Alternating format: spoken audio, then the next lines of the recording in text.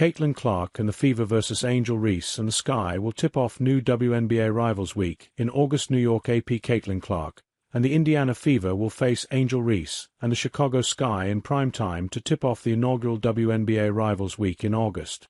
Other games will include two between New York and Minnesota in a WNBA Finals rematch, a matchup of projected #1 draft pick Paige Bueckers and Dallas against Clark's Fever, and Atlanta's Brittany Griner facing her old Phoenix squad.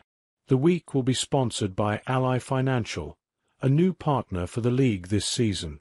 You can have a great partnership, but you also have to have great activation, WNBA Commissioner Cathy Engelbert said in a Zoom interview. There's going to be a full slate of games that week, and that's going to be a cool part of the activation. Rivalry Week games will be broadcast on a variety of networks, starting with the primetime game between the Fever and Sky on CBS on August 9th.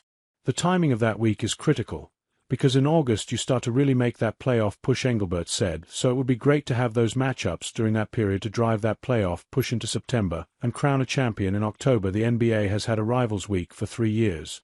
Engelbert has mentioned in the past how important rivalries can be to grow the sport.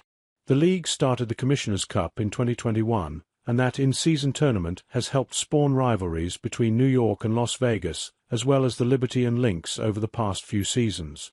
To have two teams who are just competing extremely hard every single time they match up, and every time you watch is great basketball, Bueckers said.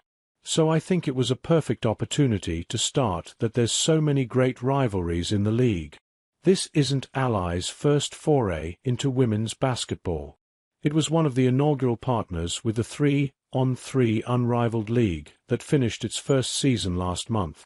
The conversations with the WNBA started years before Unrivaled came into existence.